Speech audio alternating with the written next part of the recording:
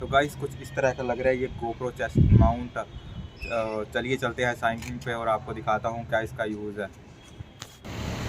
तो guys now I am riding for cycling. तो चलिए स्टार्ट करते हैं साइकिलिंग। तो अब गाइस मैं निकल चुका हूँ साइकिलिंग के लिए और आज से एक नई चीज़ व्लॉग में किया करेंगे। हर व्लॉग में एक आपको स्टोरी सुनाया करूँगा। तो स्टोरी कुछ इस तरह है। जंगल के पास एक छोटा सा कस्बा था, हेनरीवेल नाम का। ये कहानी यहाँ रहने वाले एक असाधारण लड़की की है। जब वो 6 साल का था तब उसके पिता की डेथ हो गई। तब परिवार चलाने के लिए उसकी माँ को शहर में दूर फैक्ट्री में काम करना पड़ा। माँ का समय फैक्ट्री और आने जाने में निकल जाता था। इस 6 साल के लड़के को सबसे बड़ा होने के नाते अपने भाई बहनों के लिए खाना बनाना पड़ता और उनकी देखभाल भी करनी पड़ती। पैसे की तंगी के कारण उसने 10 साल की उम्र में ही काम करना शुरू कर दिया। 6th क्लास में स्कूल छोड़कर उसने टांगों की पेंटिंग का काम शुरू किया। 16 साल की उम्र में फर्जी कागज़ बनवाकर आर्मी ज्वाइन कर ली। 1 साल बाद आर्मी से छुट्टी पाकर उसे ट्रेन कंडक्टर का काम मिल गया। साथ में इस लड़के ने कानून की पढ़ाई भी शुरू कर दी। वकालत शुरू ही कर रहा था कि एक लड़ाई के चक्कर में उसे शहर छोड़ना पड़ा। फिर वो अपनी माँ के साथ रहने चला गया, जहाँ उसे लाइफ इंश्योरेंस की नौकरी मिल गई। कुछ टाइम के बाद बॉस से लड़ाई होने के कारण वो नौकरी भी चली गई। फिर कुछ साल बाद उसने हेनरी बोट कंपनी स्टार्ट की। इस कंपनी से उसका काम चल पड़ा और अपने पैसे कमाने लगा अच्छे पैसे कमाने लगा। फिर इसे केमिकल बल्ब बनाकर बेचने का आइडिया आया। फिर उसने अपना फेरी बोट वाला बिजनेस सेल कर दिया और एक छोटी सी फैक्ट्री शुरू कर ली। वो भी फ्लॉप हो गई, लेकिन इतनी बार फेल होने के बावजूद भी वो रुका नहीं। फिर एक टायर कंपनी का सेल्समैन बन गया, लेकिन कंपनी बंद हो गई। फिर वे 40 साल की उम्र में पेट्रोल स्टेशन चलाने लगा, लेकिन ऑयल स्टेशन कंपनी भी बंद हो गई। फिर उसी साल इसे पेट्रोल स्टेशन मिला।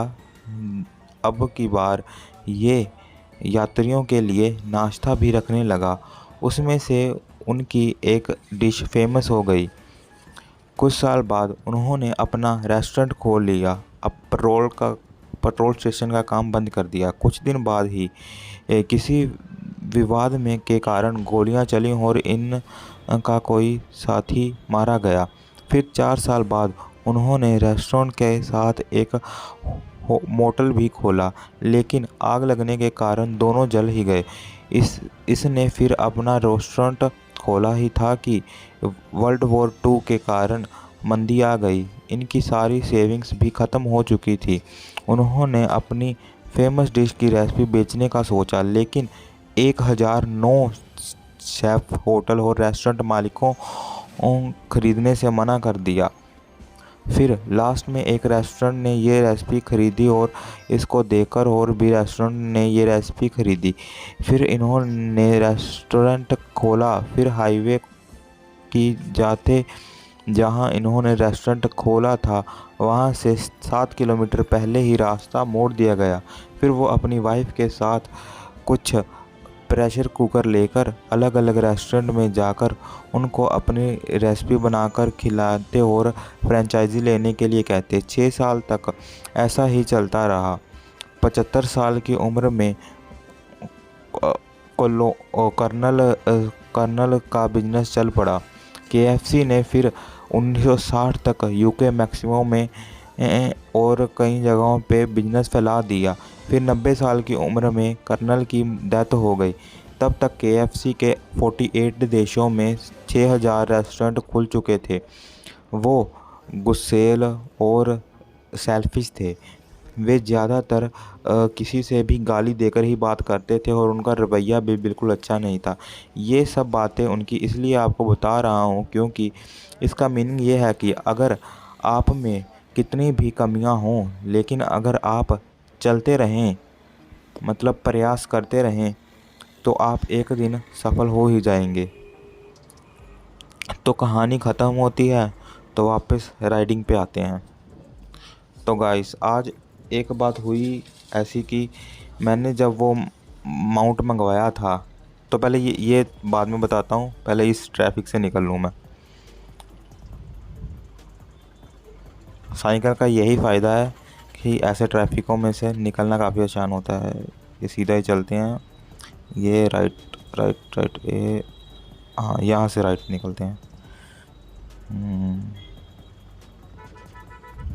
तो आपको बता रहा था कि जो मैंने साइकिलिंग के लिए चेस्ट माउंट मंगाया था, तो उसमें क्या हुआ कि जो क्लिप वाला माउंट होता है जिस पे फ़ोन लगता है वो तो उसमें निकला ही नहीं। तो मैंने ये जुगाड़ करके फ़ोन को टिकाया है, और आप देखना कि इसका व्यू कैसा आ रहा है, मुझे कमेंट में ज़रूर बताना। तो फिर मैं देखूँगा इसका माउंट लेने की ज़रूरत है कि ऐसे ही चल जाएगा। वैसे तो ये ऐसे ही चल रहा था, मुझे तो ठीक ठीक लगा, लेकिन अगर आप कहोगे कमेंट में कि माउंट ले लें तो माउंट ले लूँगा। तो आज के लिए इतना ही रखते हैं, वैसे भी व्लॉग काफ़ी लंबा हो गया है। तो गाइस फिर मिलेंगे, और तब तक के लिए अपना ख्याल रखें। Okay bye guys.